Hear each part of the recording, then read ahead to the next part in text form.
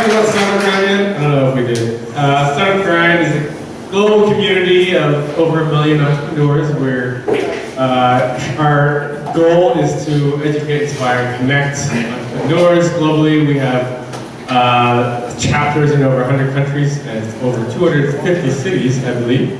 So it's a pretty special, community, and for all of you startup founders and entrepreneurs, this is the place to be. Thank you for coming tonight. Thank you to Campfire for providing a wonderful workspace, and obviously some of our other sponsors. WonderSnap is they were one of our sponsors, and they're a good partner of ours. So we should get started. As Jan said, he's around. He's in charge of APAC for Startup Grind. So let's make tonight really special and make him happy. All right. So we have a very special guest tonight, Edith Yeung, who's actually a Hong Kong native, a local, one of us, and. There's a lot of you that came out, and I don't think she really needs an introduction, but she, she's done a lot of things in her past. She used to work for, I believe she started off her career as a tech coder, almost programmer, and at one point she was the vice president of marketing at Dolphin Browser, which was wildly successful. Somehow you guys amassed over 150 million downloads, which is incredible. And then she moved on to being a sort of full-time investor, a very active angel investor, and now she runs Greater China for 500 Startups, which is probably the most active venture capital firm in the world. And she's also a partner there. So we're very privileged to have her today, and it's going to be a fun night. And think of questions that you guys have. The whole point of Startup Grind is for you guys to ask questions that you otherwise wouldn't be able to. So we're going to do a very quick fireside chat, and then obviously open it up for questions. So thank you, Edith. Thank you for joining us today. Sounds good. Let's just begin with a very quick background. You're from Hong Kong, obviously. Let's hear about how you got into tech and how you ended up at Dolphin Browser. So I was born and raised in Wan Chai. Yeah, nice. Wan Chai is my home, and where my parents still live. And I don't want to date myself, but yeah, I actually started as a developer many years ago. And so I went to the US when I was 16 years old as an exchange student. And the first place I landed was a small town outside of Fort Wayne, Indiana, called Austin, Indiana. 3,000 people. I was the only non-white person. I sort of got like 300-mile radius. And stayed with the American family. They were really good to me, and I'm very thankful for that. And so I went to Purdue, which is again in the middle of nowhere. And after I graduated, my first job actually shipped me out to Silicon Valley, to where I'm sitting. And it was a company called AMS, American Management System. I was doing the client server, really boring risk management system. And then I joined a company called Siebel System, which is a CRM. I was there for a long time. Oracle bought Siebel to Oracle. And then after Oracle, I went to Autodesk, big AutoCAD and Maya. So all these enterprise companies, really boring. And I didn't know anything about B2C. Didn't know anything about mobile. And after 10 years, I thought, man, this is so boring. I should quit my job. And at the time, I lied to my mom because I wanted to start a company. I really didn't know what I wanted to start, and I just sort of didn't come back to Hong Kong for a good 2 or 3 years because I was building something. I didn't know what it was.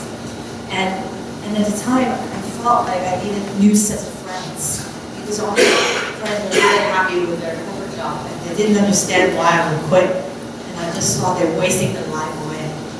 And so I actually started a meetup group, so similar to this. In fact, there was no sponsor for space. I was actually just rented a hotel conference room, like $200, and 5 people show up. I thought it was kind of fun, and I just sort of keep growing that from 5 to 10 to 30, 100, 300, 800. It turned into a conference business by accident, and I couldn't pay for it myself anymore, so I had to do that sales sponsorship, all this stuff. And I did it for a couple of years, and I wanted to build it. They actually took the conference to New York and Seattle, and did okay. But then I realized, man, this is a lot of work at different, really different scale. So back to this Dolphin story was, I met the founder of Dolphin, and he was an entrepreneur from ex-Microsoft guys from Wuhan. And at the time, he was showing me what he was working on. I was minded, like I was the conference organizer, and I organized the conference. And he said, check this out. Like, I don't care, because I didn't even use Android phone at the time. Anyway, he was very persistent, because he visited the US, because all his users was in the States. And after 6 months, I keep connecting him to all the Chinese people that I knew, because I can almost do this talk in Mandarin now. But when I first met him, I couldn't even carry a conversation in Mandarin without inserting tons of English words. But anyway, he basically convinced me I need to join him. I said, why should I care? And he said, I'm going to be the next Jerry Young, the founder of Yahoo. I'm like, dude, that's cool. I've never met anybody else from mainland China that was such a big vision. And so I stopped doing what I was doing. Conference business was really a more cash business rather than high growth. And then joined them. And we were really, really lucky. A couple months after I joined, we raised Series A, a $10 million round from Sequoia China, a Matrix partner in Qualcomm. And then grew it from, when I joined, it was already 4 or 5 million, so definitely didn't move from zero. But I basically managed all the non-China markets to 150 million installed. And I left because we sold it to a Chinese gaming company called Changyou, publicly listed on NASDAQ. And I thought it's time for me to go. So I told my CEO, hey, I gotta leave. And he became my first investor for the global fund. And I joined 500 because I met Dave in my conference days, a long time ago, and asked him, hey, how do you actually run a fund? And he said, you should just join us. So that was about 3 years ago. So here we are. Great introduction. A couple things to comment on that. First of all, starting off in the conference business is nothing to laugh about, because the network that you built, the connections that you made, and not for nothing, Sheldon Adelson, who's like a billionaire now, runs all the great casinos in Las Vegas, started off his career. He was a taxi driver, but after that, he went to Las Vegas and he started hosting these conventions. Who is this? Sheldon Adelson, like Las Vegas Sands. Yeah. So same thing, and he was able to connect and make a lot of connections, and now he's a mogul. So the other thing is there was when the last time we spoke, you told me about back then it was kind of a hack where you actually you were able to preload your browser. This is back when you were at Dolphin with some of the Chinese telcos, right? And so when people would buy their phone, it was preloaded on their phone, which is actually one of the things that helped you get to 150 million installs. Is that right? We did a lot of things, not only in China. I went to Russia for the first time, India for the first time, trying to basically copy what we did in China. And what we did, actually, we didn't invent it, we actually copied from somebody else. Which is, I don't know how to describe it in English, but basically, there is a way for you to not, China to begin with, there's no Google Play. So it's all third-party app store. And in fact, if you buy a phone in China, in a mall, that box basically been opened at least 5 times. And every time it's preloaded with something, right? So we learned from somebody else that the best way is when you actually buy that phone, at that point of time, let's say I'm selling you the phone, in between that process, there is a way, it's actually a piece of software on a PC that you just plug it in, and in 30 seconds it will load 100 apps. Right? So you don't have to do it one by one. And then we learned that there's another way. You don't have to do it through a PC. There's actually a machine. So we learned from somebody else. And we created a machine ourselves. And then we went to India. We went to Mumbai and Bangalore and basically go talk to the shopkeeper and watch how they sell the phone. And then we were like, check out our machine and please use our machine and you can have it for free. And our whole point is that you can actually preload often everywhere where they sell the phone. And then we went to Russia trying to do the same thing and we realized, yeah, that's actually a similar thing also. So it's a lot of learning from the best, which is super grassroots marketing, very aggressive, mostly from the Chinese. Right. So, I mean, Edith is a startup founder, so she has the full experience of the power of marketing and word of mouth, and grassroots sort of hacks and this sort of thing.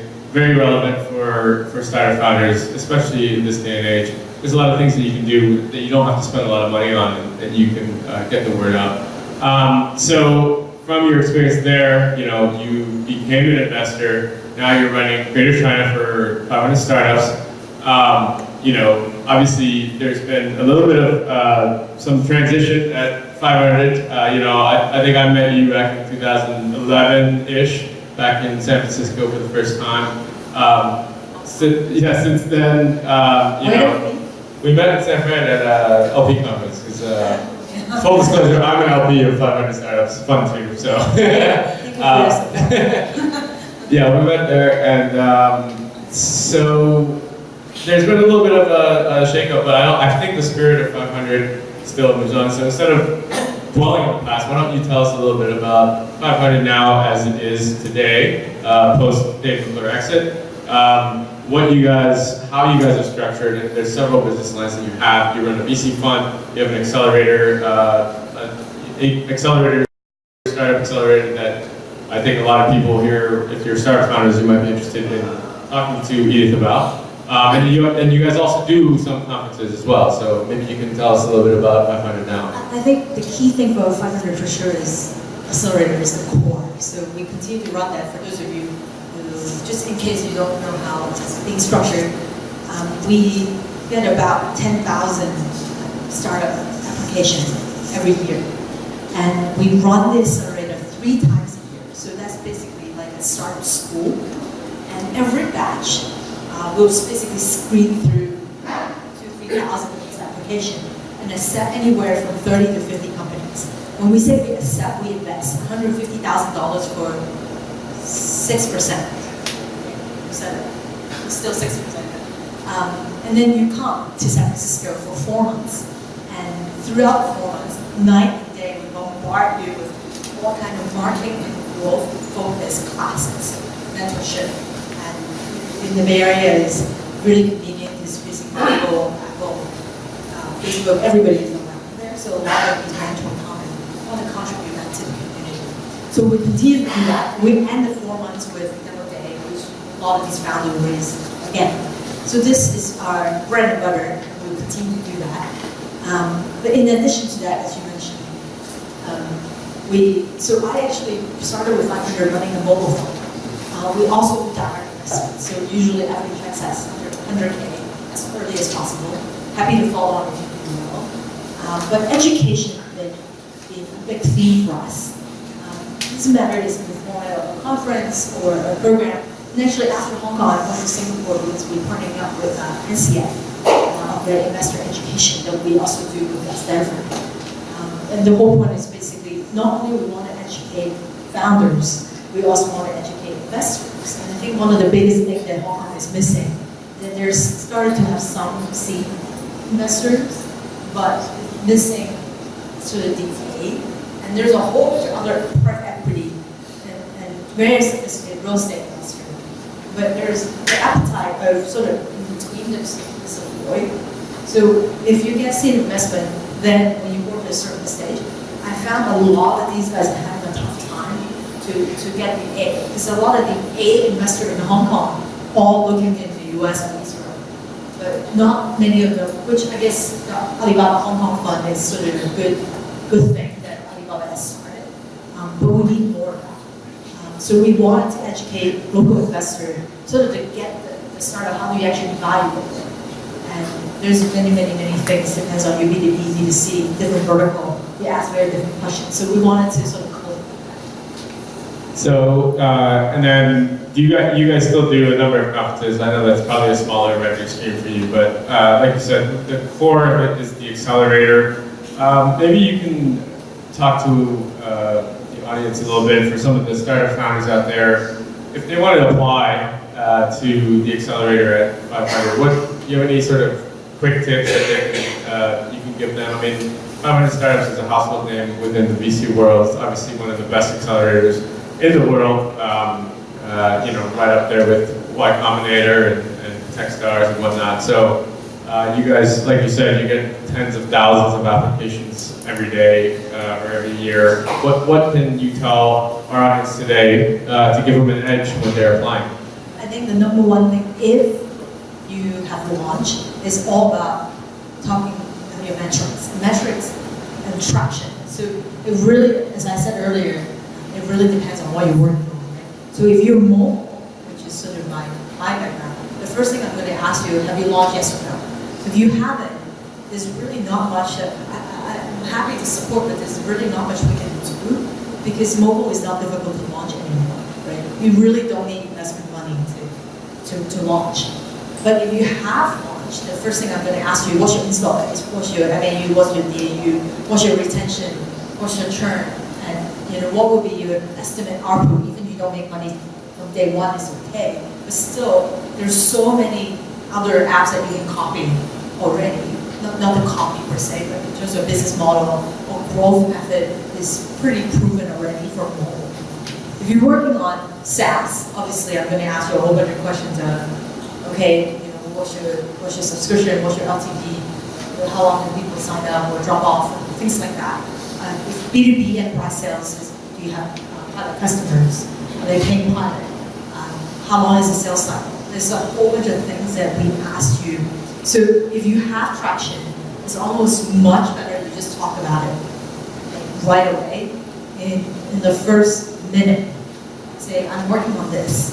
And don't take too long at all to talk about how it works. I just assume that you know how to build your stuff, right? If you're going to tell me, I'm not going to be your user, you usually in an event like this, I learned something, and actually Bonnie reminded me, we have these classes that sort of talk about how do you even socialize in the networking event, right? So if you see somebody, just me and him talking, don't interrupt, right? Because maybe we're talking about something really private. But if it's like a group, 3 or 4 people setting, you can go in and chime in to this sort of conversation. But because there's so many people, so you want to actually practice your elevator pitch, particularly to an investor. Really, the only purpose is to get a follow-up meeting. To get the follow-up meeting is all about saying something that is really memorable, and numbers is the most memorable thing. And if you're talking to someone, depending on what geography, I spend a lot of time in the States, so if you say, by the way, you can't say like Uber for whatever, it's too late, right? If you say Airbnb for whatever, I don't know. So whatever it is, there's buzzword, cycle for everything. The buzzword for this year absolutely is AI, machine learning, deep learning, right? But because I will also roll my eyes because everybody say that, but at least you will get some attention. But if you say your Uber or Airbnb for X, it's too late, so don't say that. But most depends on your background. You may say something to shorten your time for explanation. So immediately they're like, oh, okay, I get it. So my friend Kin there is working on, we're practicing. I want to say the 5 point for images, right? We're still trying to tweak it. What could be the open bazaar of images? Who knows? Whatever it is, if people have that crypto or ICO experience, then I get it right away. But it all depends on what is the background for whoever that you talk to. If I'm from Southeast Asia, it's probably better to say, I'm the go-check of this or go-get of that. Then I get it right away. So you sort of have to sort of customize is your elevator pitch to any investors.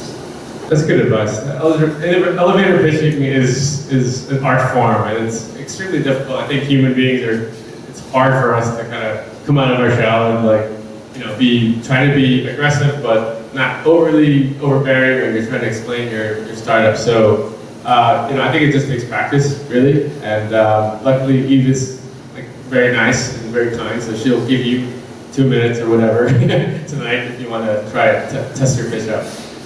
So specifically with Greater China, which you run 500 stars for Greater China, what are you looking at now specifically? I know 500 has a lot of micro funds within specific countries. Are you running a Greater China fund?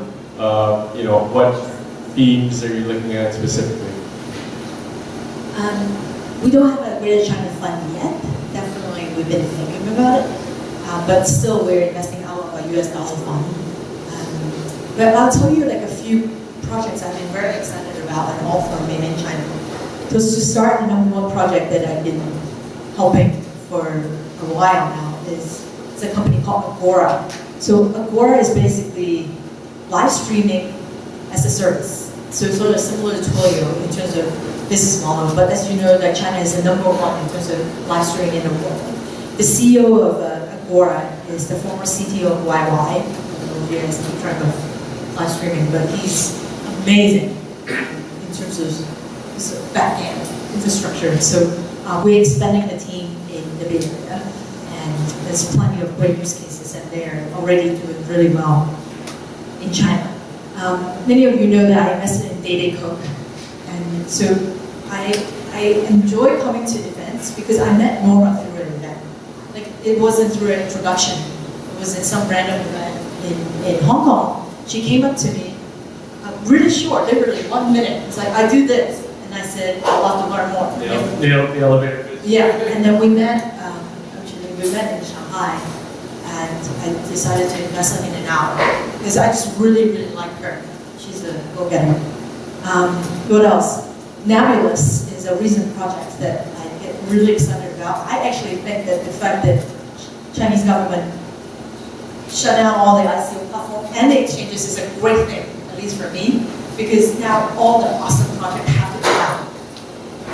And Nebulous is a project that's actually about, again, we're tweaking the languages, but basically a search protocol for all blockchain. And the CEO is the former head of blockchain for financials. And we are trying to figure out a lot of things right now. So there's a few projects that all come from China, but from day one they're thinking about global market and international plan. And this is where 500 really shine. And all of our partners have operating background. And I love thinking about all these things. So there's a few projects. And I found it harder, not saying that there wouldn't be a market. Because in the States, we see a lot of these sort of the first for everything. So sometimes if you're saying, I'm the disc in Asia, or disc for China, it's a double-edged sword. Because let's say whatever that I invested in, if it done well, they'll be like, awesome, right? But if we didn't do well, so let's say we invested in Spray, the cooking delivery, right? And it was epic fair. And I love Goggin, and I think he's amazing. It's a founder. But it just was too early for his time. They raised from Greylock, I don't know, like 20, 30 million, and all gone. So in this case, if you're going to do similar thing, but in this region, the likelihood for us to invest is not high because it didn't work in the States. I'm not saying that just because it didn't work, that it won't work here, but there's all these preconceived notions of how certain things should work. Right? If you're working on things that, as I mentioned earlier, the AI, the buzzword.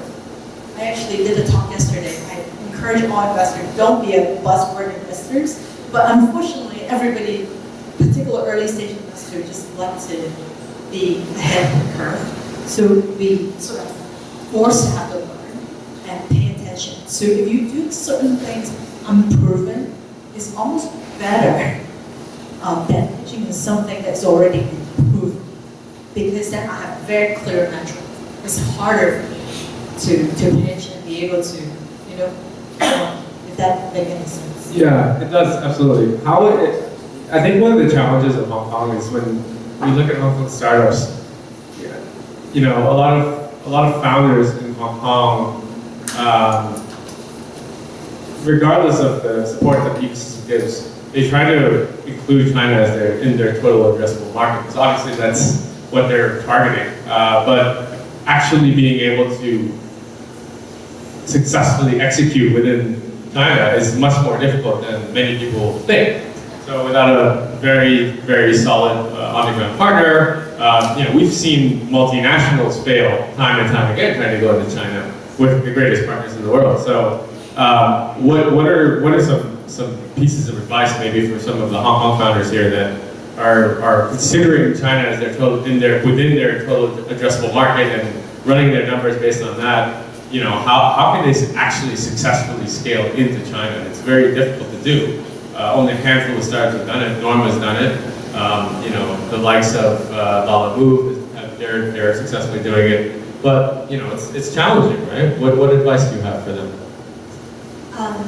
I think that to start, if you're working on anything that is B2C, news, social, video, just forget about it. Don't bother. Because if you're not from mainland China and you're doing something that is really ingrained with how the societies work, just won't work. I can tell you that. Having said that, I don't want to discourage people, but let's say as putting the investor hat on, it's really, really difficult to convince. Doesn't matter if it's a Chinese investor or outside investors, everybody sort of know that China is hard. So if you're not from mainland and don't speak the language and haven't had some sort of BAT but the TMD experience, it's tough to convince an investor to believe that you actually have the ability to do that, right? So B2C is hard. It's not impossible if you have the right team, the right backing, or maybe a lot of these companies start to do JV, which the local team actually own majority share of the entity. So they're motivated to do marketing and growth and product market thing. Having said that, recently there is a company which I wish I invested, but I didn't, and didn't even know it exists. It's a company called Samsung, and it's come from Hong Kong University, Chinese University, and a former professor. And guess what? I found out about this company not because I found out. I found out from Qualcomm. I still remain really good friends with some of these guys, and they're looking for. They've been talking to them because whatever reason, and they were the ones telling me like, why didn't I know? But anyway, they are AI for many verticals, and doing really well. And I think they just raised 400 million, 600 million. Whatever, you can round it up. So it's a Hong Kong company. So there are definitely companies that will do well. But I found lately it's more B2B. If you're deeper tech, all businesses need support from sort of blockchain plus AI is the buzzword. So they're willing to pay for it. And if you have good technology, the technology wins.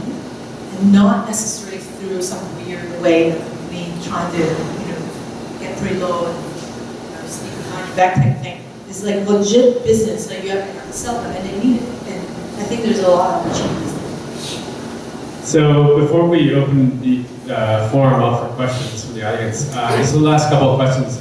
So you said that there's no dedicated Greater China Fund, but you guys are thinking about it. So all the investments that you look at now will go into the main fund, whatever, which, I don't know, are you on Fund 5 now, or I don't know what, Fund 4, okay. So raising your Fund 4, is there a certain amount that you're looking for? Have you invested already into companies?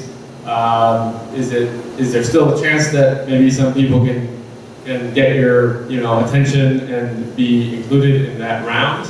And then also, you kind of touched upon it earlier, but any specific thematics, fintech's very hot right now, crypto is very hot right now, AI, any specific things that you're looking at outside of mobile? I've basically been spending a lot of time learning about ICOs, and I am happy to entertain any sort of related conversation. And also have a very specific partners. Actually, you can ask Bonnie. She loves reading white paper. So Bonnie is our partner in Hong Kong now, so don't come when you go to her. But anyway, that's one area. But having said that, there's a few areas I'm excited about, but that make me expert. I think from outside China, going into China, education is a big thing. All of us know that our parents would rather not eat, but get the best education for their kids. And a lot of the China and VIP kids, which is a recent unicorn, done really, really well. And from day one, it's cross-border, right?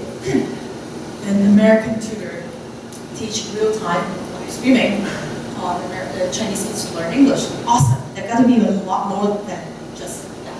Maybe other kind of learning. Who knows? Right? So I think education have a lot of room.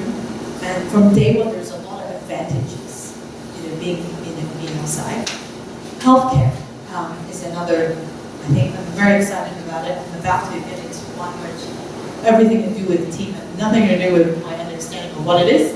Is an early cancer detection startup. A really amazing team. And from day one, it's a US and China team. So there are more and more of these, which you can see the Chinese population is craving for a solution. And there's a lot of really interesting technology could be applied to an amazing market that the market understands and need it. And reverse, overall, worldwide, other than crypto stuff, I don't know, like AI is a big buzzword. I don't believe any early stage invest AI companies because you don't have data. If there's no data, there's no AI. So if you're going to say you're another chatbot, forget about it. That curve is over. That was last year. And so a lot of the AI related things, again, is very B2B focused. So you're like AI for fintech. And you have a very clear path of the type of data that you need.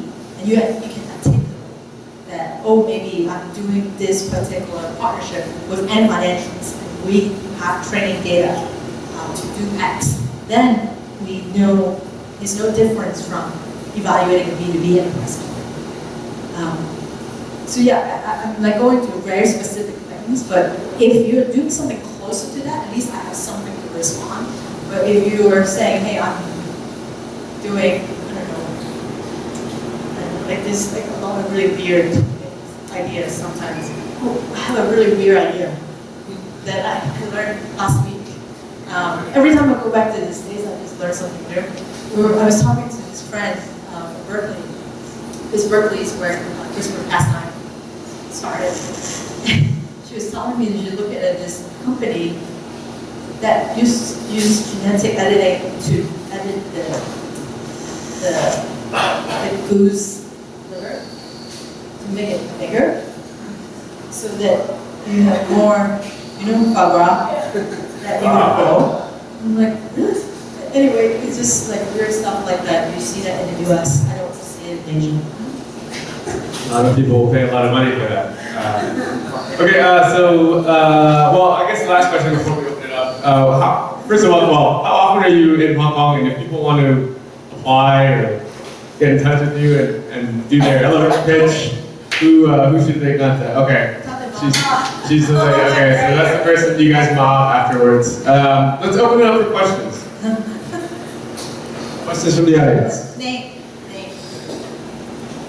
Hi, my name is Arthur Chen. I'm currently working in IDG Capital as a post-investment analyst.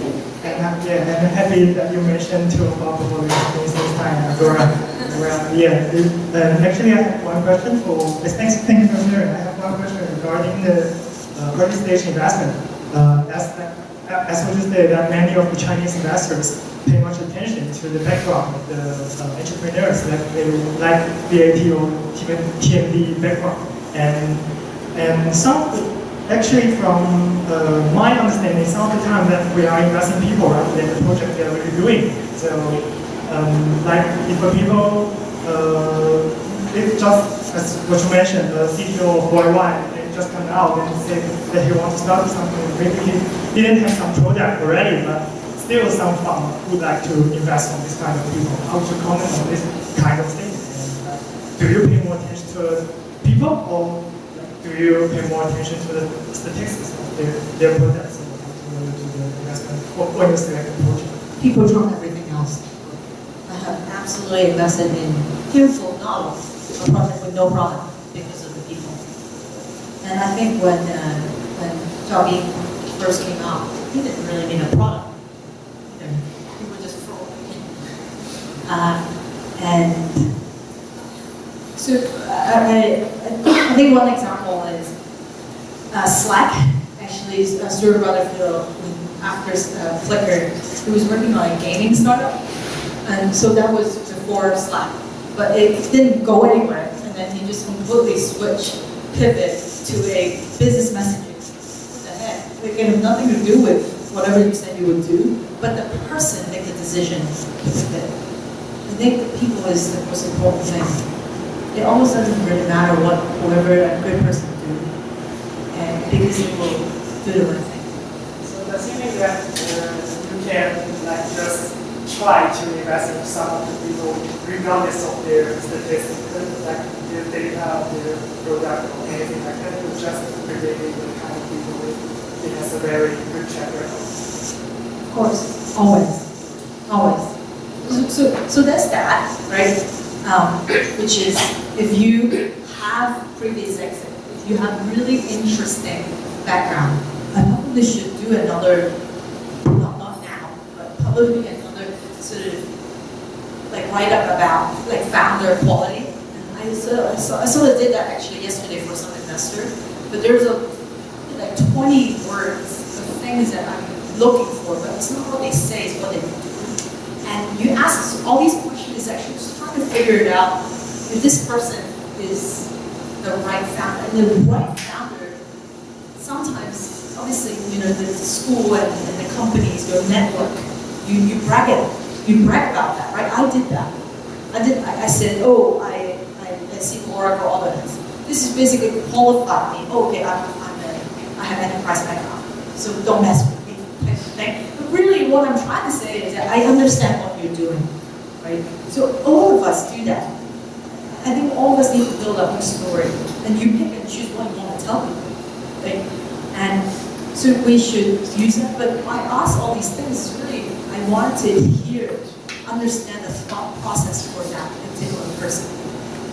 And sometimes I think really good investor would ask all these things just to trick you, to see what you say, but really they don't actually care about what you say. They care about how you say it. And let's say if I asked you, hey, if somebody's going to buy your company for $100 million, are you going to sell today? Actually, I have a conversation today with one of my founders, and yeah, she's great, but she's doing something really deeper, tons of tech associated with it. Already got an offer for and at the same time got an acquisition offer for a double-digit million. And our conversation was, we're friends too, and she said, what do you think? And my response would be, do you believe that you will build a billion-dollar company? And sometimes, I'm not in a place to say, because a lot of times if you're a first company, right, you raise a seed and your valuation is 5, somebody gives you 40, that will change your life. If that's your first time and you're 20 years old. If I was 20 years old, I'd be, right? Versus if you're somebody who have built it a few times, 40 million is nothing. So it really depends. There's no right or wrong answer for anything. But the fact that, in some way, I guess she's contemplating because it all depends. So I think a lot of times it's all about figuring it out, like what's your conviction, persevering. Like why did you, as that person, to build? Oh, on a completely different note now, I'm like talking too much. And I said that yesterday too. Lei Jun, the founder of Xiaomi, have this saying, is if you're 让你在那个风口，猪都会飞 right? Which is, if you are in a tornado, even your pig will fly. So sometimes I see other end too. Right now, I still face the tornado. Almost everything, at least maybe this is a little over, but I would say 4 months ago, even you're doing like weird projects, I see you still raise like 10, 20 million. This is really weird to me. But it was phone call, it's a tornado. So you ride that wave. But you need to admit the fact that you ride that wave and be brave and just do all the way. You can't be like in the middle. And if you're always in the middle, you'll get mediocre result. You either like go all the way and you lose it, but you know that. Or just you can't be in between and trying to build a high growth company. It doesn't work. It's mine.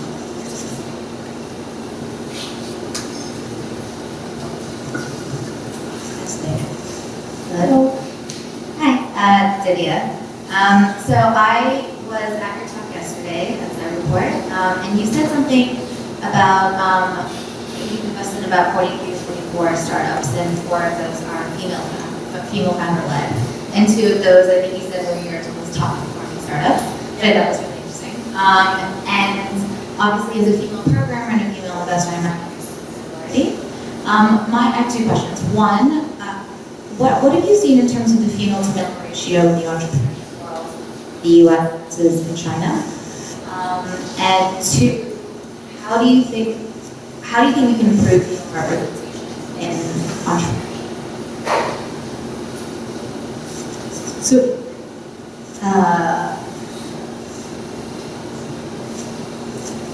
to start, I guess Fiverr startup to begin with, if you look at our 4 managing partner, Christine, who's our CEO now, and Reggie, it's 50-50.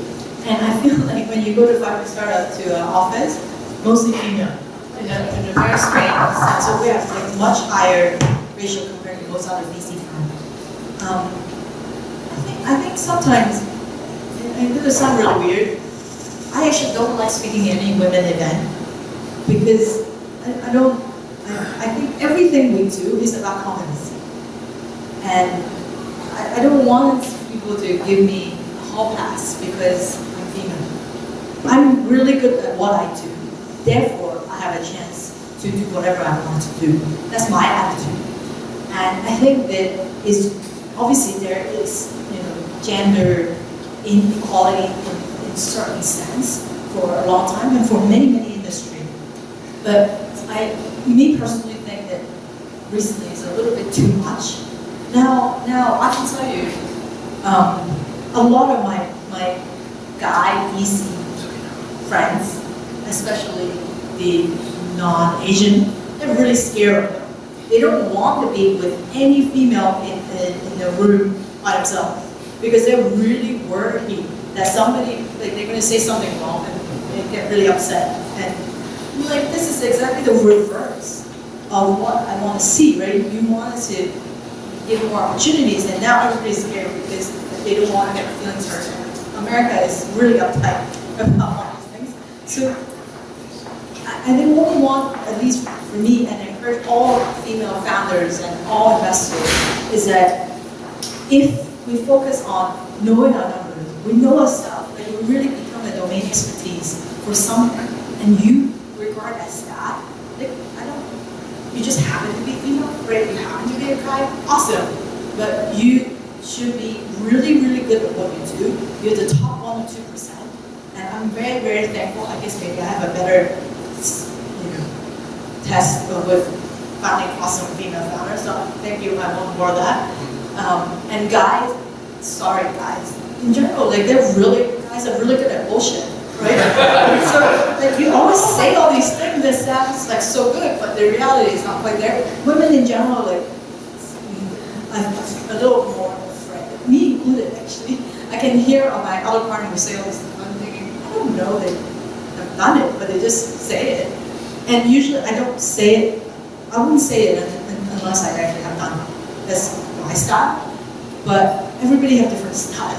And in general, sorry, but it's true, and I think that women should learn to speak up and think more logically and with numbers, and that's important. And guys are usually pretty good at that already, and yeah, life is short. Don't take ourselves too seriously. And sometimes I think a lot of guys, it's not. You say all these stuff because you just say it. You're not have any intention to hurt anyone's feelings. I guess, because my dad do that to my mom all the time. So, I know that. And so therefore, just don't take it too seriously for the ladies. And just be really good at what you do. And there's no point. So that's how we actually change the gender equality. Is to be awesome. Then you can be anything you want. Hi, yeah, so obviously you've invested in one of my startups. I mentor a lot of founders, and I started from like 7 years old all the way up to like 20-something odd years. And I've seen the biggest issue that they have is they'll have a great idea, but they're so afraid of actually going and doing it because they think that they need funding.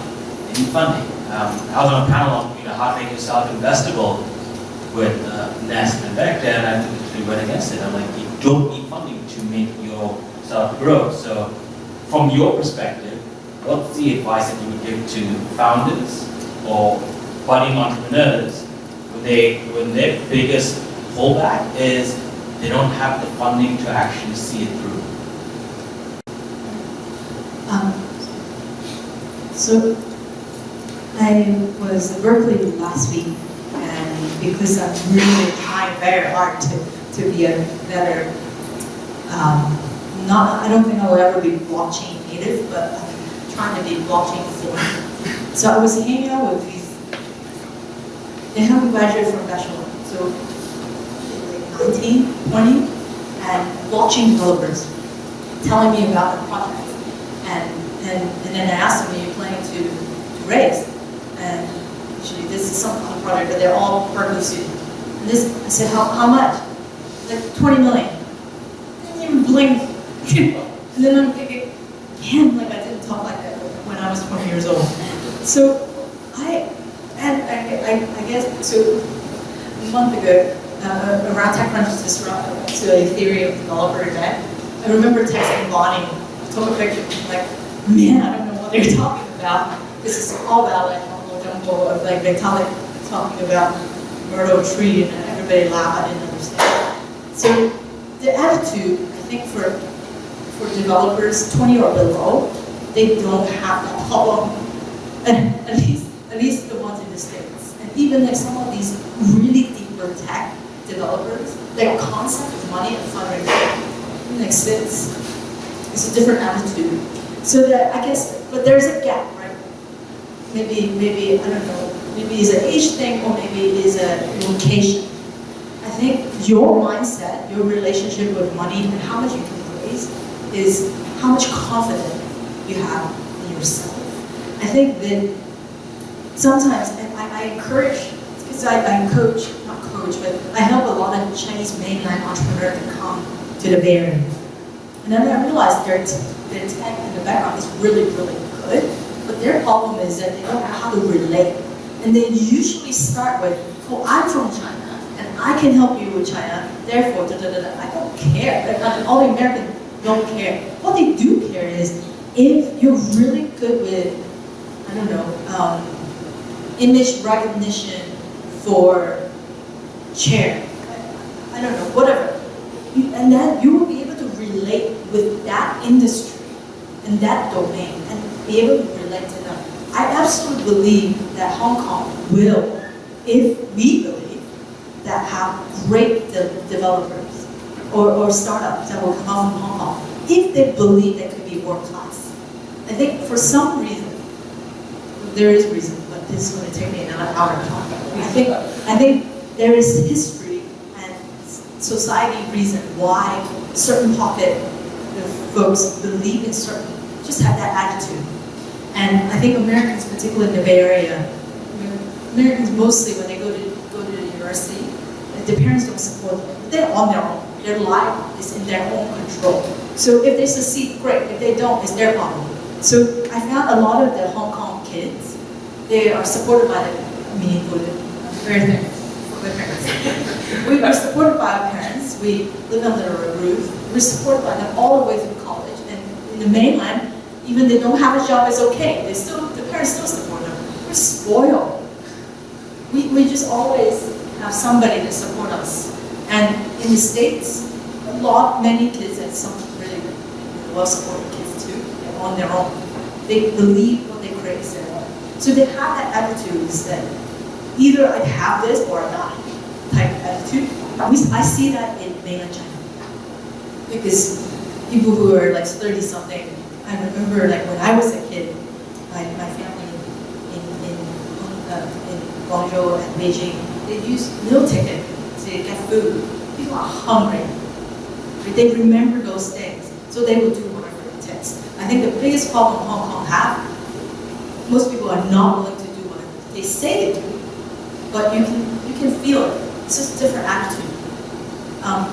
Some of the Chinese team that I work with in mainland China, we will, because maybe I'm like also getting older and slow. We will like make some comment, hey, you need to change this. Literally, they change it over, like in a couple hours, done. You don't even get that in the States. You're like, oh, let me check. It's like, no checking. We're in the web, I don't know, 3.0, blockchain is coming, right? Why do you need to wait that long to make a decision? Don't overthink, just do it. Because that's how we learn, right? We need to make a lot of mistakes. Anyway, we're on and on. Next question. Hi, I'm Jeremy. Thank you for sharing this story about Norma. I actually grew up with her in Riochen in Seattle. Yeah, I went to the same schools all the way to, you know. Yeah, so very cool and very inspiring to hear from someone that's also a white Chinese me as well. So my question is, because I really care about the Hong Kong startups community. You just basically told us a little bit about, in a roundabout way, of what the problems are in Hong Kong, right? But if you have to give all the Hong Kong entrepreneurs a piece of advice that you thought is important that would improve us as a community, what would it be?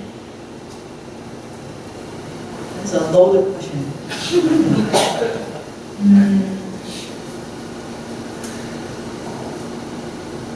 Okay, so there's many things that could be done.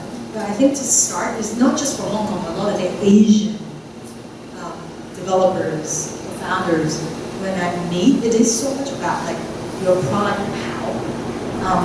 But I think even as an investor, like I want to learn. I want to learn from whoever that I meet. So I think the biggest thing that's missing for a lot of Asian founders is that you don't know what's going on in the rest of the world that is similar to what you're doing.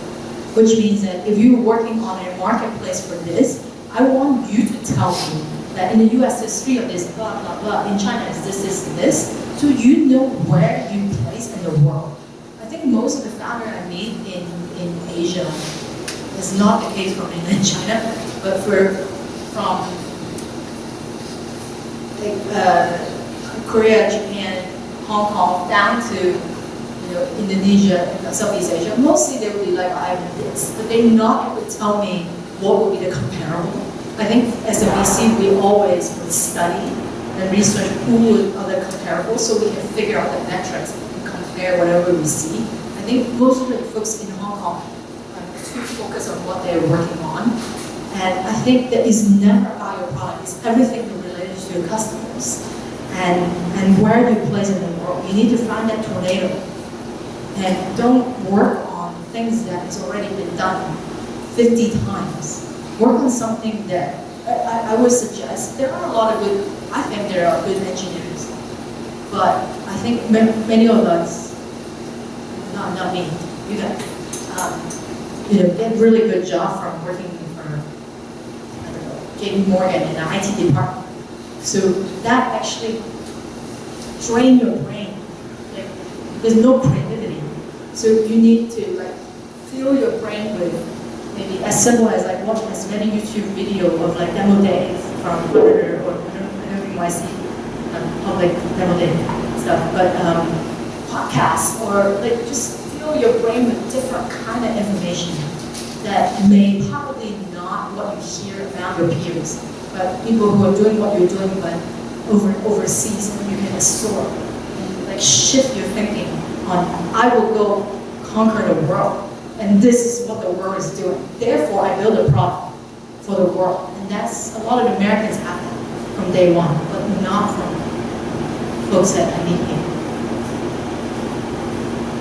Hi, my name is Don, and I'm a mentor at Metatron. We're a startup accelerator in Hong Kong, trying to address the Series 8 gap. My question, I'm going to try to keep it simple. So I think you, as someone who works at 500 startups, and spends a lot of time in the Bay Area, but also has focus in China. Suppose someone really wants to ingrain themselves in startups mentality and try to meet the greatest people that they can work with or learn from. People usually say that Silicon Valley is still where it's at, right? They say that's where things happen, the talent is immense, and there's also a lot of funding, but also there's a rise of startups and a lot of interest in China. So if someone were to have the opportunity to uproot themselves for, let's say, 2 to 3 years and spend time in either Silicon Valley or China, do you think that Silicon Valley still has a lot of influence and therefore, that's where they should definitely go to? Or do you think China, Shenzhen or Shanghai might be a better place? China is a much better place, hands down. I actually, sorry, I should say that, which is depends. Actually, the best answer for anything in the world is depends, because it depends on what you're working on. Let's say if you are in biotech and really wanted to learn about CRISPR, Bay Area. If you want to learn mobile payment, China. If you want to learn about gaming, China. If you want to learn about esports, China. So, what's good in the US? Autonomous car, US. There's space. So,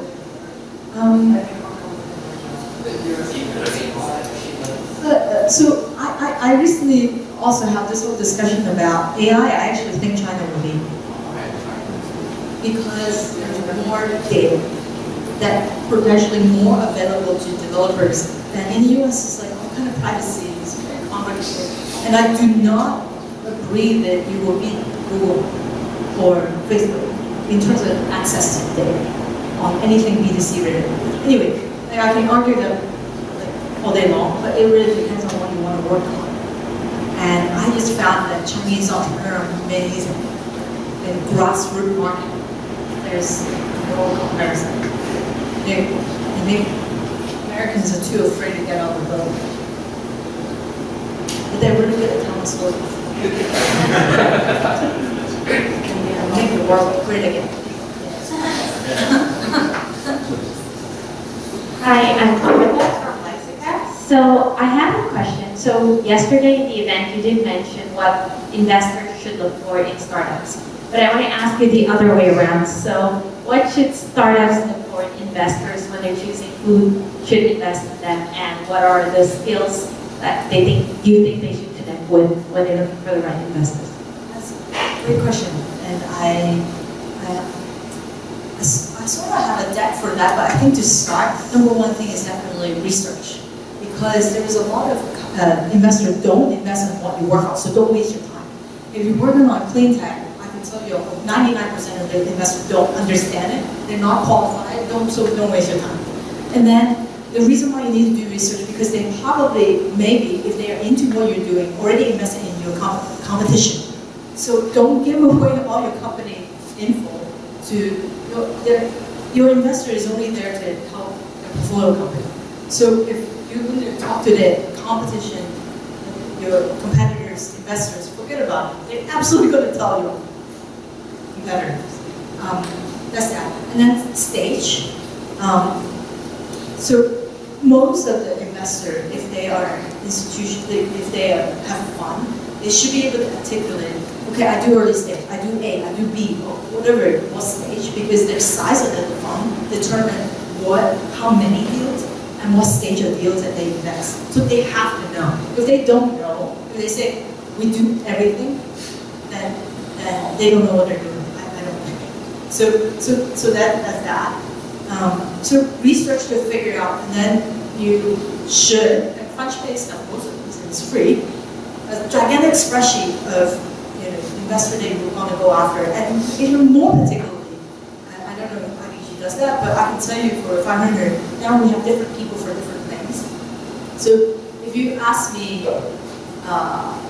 education, we actually have a partner for that, fintech we have a partner for that, healthcare we have a partner for that. So we have different partners for different things. So even you identify a firm, there's specific people for a particular domain that you should, because they say that on the website. So if you ping the wrong partner and say something, and then you try and ping another one, and they would just start to ask the other person, and then you just basically sort of lose that chance. I will also start to pitch first the one that you don't want money from in practice. And then if you meet an investor in an event, you should just ask qualifying question. Hey, what stage you invest in? What's your average check size? Is this vertical something you guys are interested in? Just stop there, and then you know, oh, I should talk more or talk less. So that's sort of like just qualifying. And then I mentioned earlier in the event, it's just about scoring meetings. And you have the meeting. If you have it really depends on what you do, but if it's B2C and you have a product, show the product first. That's my style. So it depends on what you show during the meeting. But 1 hour max, you're done with the meeting, ideally, because I remember when I was pitching at Qualcomm, I didn't even leave the building after the meeting until I sent a follow-up email first. Don't wait a day, just do it within a couple hours if you can, with all the follow-up, like send the deck again. Just make it so easy, repeat all the metrics in bullet point. Do not write an email like 2 pages long. Nobody reads it. Just half page email. And yes, Americans still use email, not WeChat. Do not like hunt potential investor down on like WhatsApp and WeChat. At least not to the Americans, because they'll be like, this guy is stalking me. I'm scared. Like, we don't do that. It's just really email, a little bit more formal. If they really like you, then oh, you want to add WhatsApp, but mostly they don't want to text you. They don't know you. Anyway, so that's all that. And then if they don't reply, sometimes really because they're busy, or it could be they really forgot. Just too much going on. It's completely okay to like do them again. A week or 2 weeks. Because sometimes like how aggressive you are is the reflection of how aggressive you will be for selling to customers and partners. So it's okay. And in fact, don't beat around the bush and sort of like, oh, I'm not like asking for money. You're absolutely asking for money. You don't need to like hide. Your job as a CEO is to make sure that you survive. So don't worry about it. Sometimes it's a double-edged sword. I had a really interesting conversation today with an old friend, investor, talking about a local deal, not to name names, that have raised a lot of money. And I asked him, why did you invest? We know this guy for a long time. And this guy, and the investor response was, I know him for too long. Like, I knew him too much. Like, too much of the backstory. So, I don't know. Like, I didn't know before, and still realized, oh, maybe I should have. But I know this guy too long. So, it's not, sometimes it's may not be the best thing that you know, because the investor will feel like, I don't want to like show that I'm helping my friends out. Because the investor wanted to show the partnership that I'm impartial. I invest because of competency. I guess I just say a lot of things and I have no friends. But anyway, if you want to invest because this person is really, really good, no, because you're trying to build a relationship and end up, maybe you have, it doesn't work that way. You're competent. You don't need to be friends. I was talking to a Hong Kong founder, he was in the Bay Area, and I started talking about some of the deals that he was working on, and I said, oh, this is a lot of risk. And this person started to think, oh, don't worry, like, maybe I'll give some advisory share to this guy to do this. I'm like, no. And then immediately he goes, oh, I'll give it to his girlfriend. That will work. I'm like, no, this is America. You can't do that. is about company. Like if you're really good at what you do, so I have a very long answer for your questions, but basically it is that always show progress of your work. And if you happen to be friends with an investor, awesome. But don't try to like have a lot of meetings and talk about nothing, and then assume that when you're ready, they're ready. No, they won't. In fact, you talk about all these other stuff and never about progress of your company. It hurts you. You rather like progressing every couple of months. Hey, my company's doing this. That kid does that to me. Like every month, every couple of months, you say, hey, just talk to us. And I love talking to them because we talk about all these technical stuff that I haven't had to use my brain for that for a long time. But we're talking about like, how good the project is and how is it progressing. And so there's like a story that you're building about your company. That's what you're all about as a CEO. Hi, my name is Saddam. I just have a question. In terms of like in Asian countries, right? Like if you really want to bring in some automation and kind of stuff, so it's like the labor cost is really like less compared to the European or US. So what you will do is like generally you will try to build some things and then you scale it very high, or kind of like build a very sophisticated machine to replace this the manual labor. And then, but that will cost huge money. But then when you scale it, it really like, gets the money. But how do you convince the investor in terms of, because initial investment in this will be huge, but then when you, and then also like, you as a founder, it's kind of like you really need to build an AI and then, a lot of things to prove that it works. So as a founder, you have an idea, you are convinced that it works, but it needs huge investment. And when you scale it, it really works well. So how do you talk to how do you convince an investor in this kind of do you have any experience to share in this? So, not exactly answer your questions, but I've done 2 hardware-related investments. And I found that for a software-focused investor who finally did some hardware, I have a hard time wrapping my head around it. Because even both of these have done really well, and now one of them is actually profitable. It's a hardware company, good for them.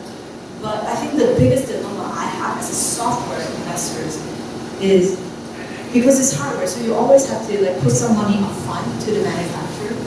And as an equity investor, I can say I'm very uncomfortable for the founder to actually use equity to give it to a manufacturer to create product. Because most investors are not comfortable with that. So, at least in the States, there's something called venture debt, and Silicon Valley Bank does it, and I think Square One, just a couple of banks, specialize in doing venture debt, and they usually match it up with the equity round that you raise. So if you raise $1 million to match with the VC round, the bank also give you a really good interest rate and probably tied to some warrant to let you as a working capital. You won't be able to convince a software-focused company like a VC or investor say, hey, just trust me. No, they will never. And in fact, you should be better off to go after folks that are very comfortable investing in hardware or infrastructure type investor. It will make your life so much easier. Because sometimes the investor choose you choose the investor too. Is a marriage. Like this person is going to be on your cap table for the rest of the life of this company. So you have to deal with them. So what's the point? If they don't believe in what you're doing, you're not going to change somebody's perception. It's not because of you, it's because they're understanding of that industry. So I was looking at this deal, met the founder a month ago, and he was actually really good with following up. And his keyword was, I have 2 exits before, blah, blah, blah. Quite understanding what he was working on. It was about basically a better way of like I can't even think. It's so complicated. But anyway, you have a hardware company, and it's related to cell power.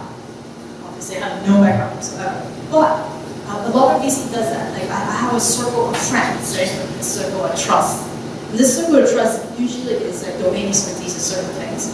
So I will listen to it, at least, okay, I feel this people are good at what they do. But because I don't understand that domain, I will basically ask for permission. Is it okay if I share with X? And I'll share with them.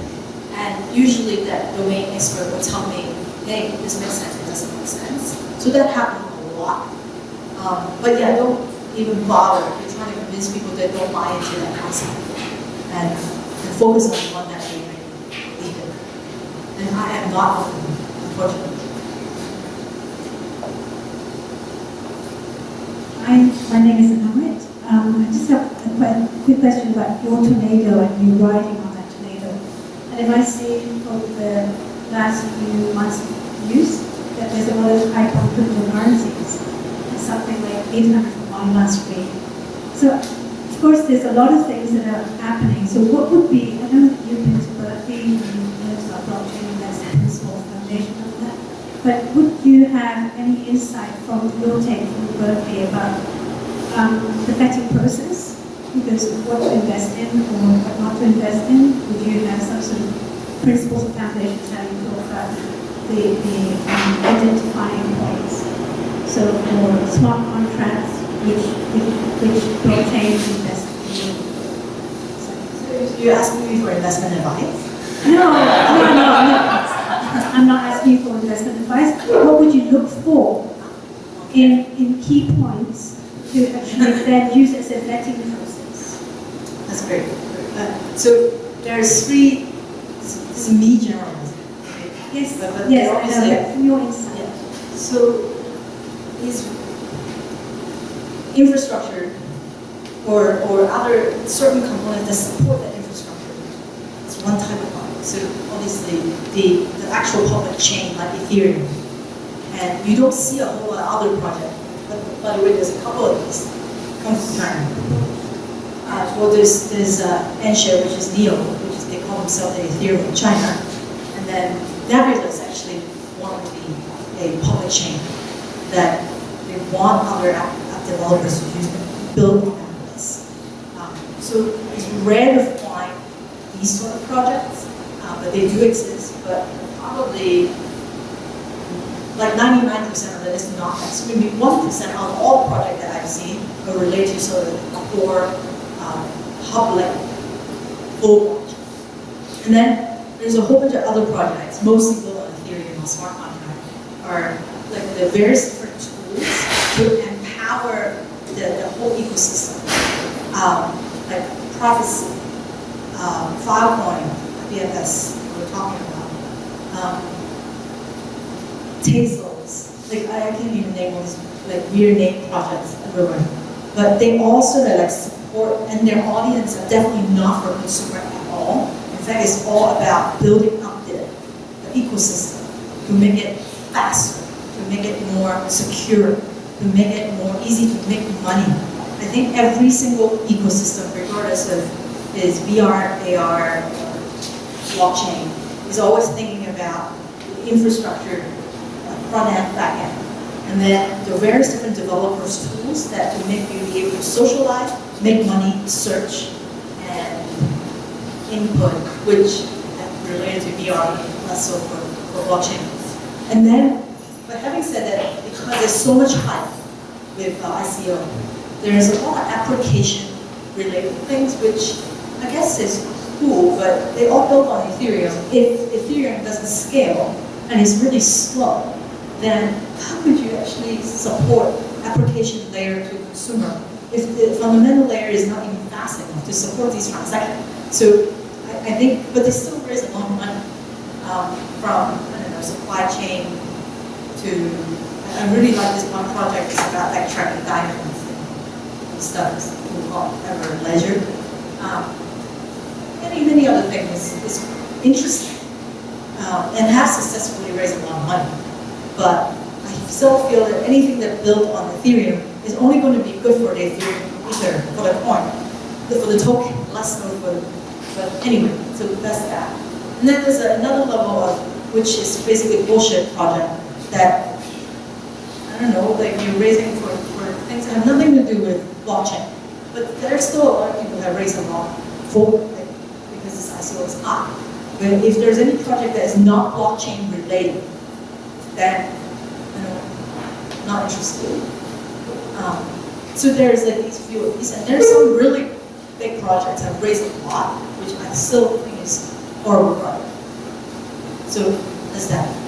And then when you look at the projects, which I really saw that like Bonnie is a much more expert than I am. I am not qualified to say this. You look at a white paper, and you look at obviously like the core technology, but really like I'm not technical enough to qualify. Is this really the time? If you do true due diligence, you have some blockchain developer to help.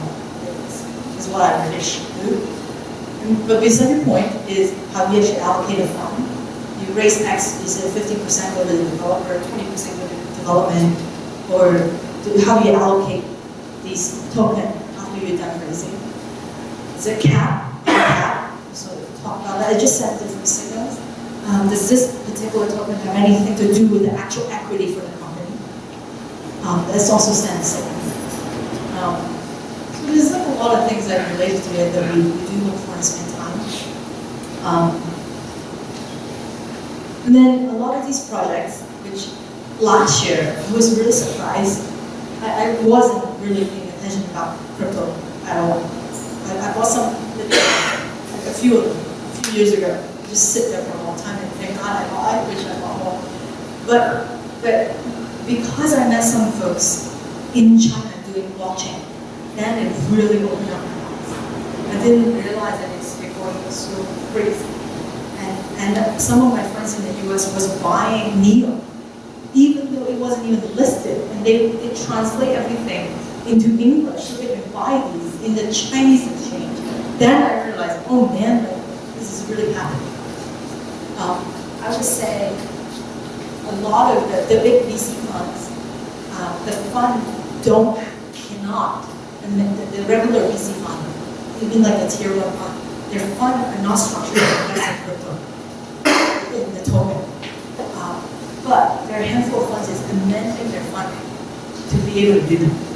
And now that there's at least 10, 20, more and more is crypto only hedge fund that only do buying tokens of exchanges, ICO, all these projects. It's been there. And I only been looking at it as a more personal, because I can't use my money to invest in any of these. But I've certainly been thinking, for sure. I think we're just about out of time. Thank you all for coming. I think, thank you, Edith. Let's give Edith a big round of applause. If you guys haven't read her presentation on China after her last trip there, I highly suggest you read it. It's one of the most articulate pieces that I've read in a long time, talking about mobile trends in China, the collaborative consumption and sharing economy that she saw in her trip there. So go look that up, edith.co, I think that's where it is, right? You know, she'll be around for some more questions. Nail your elevator pitch afterwards. But thanks so much for coming to Startup Gram. We really appreciate it, and see you next month. Thank you, Jane. Yeah. Subscribe to this podcast. Yeah. You can hear more discussion. Edith was on my. Is it every week? Every week, jkimshow.com, and Edith was an early guest a couple months ago, so. We're each other out. Thanks a lot.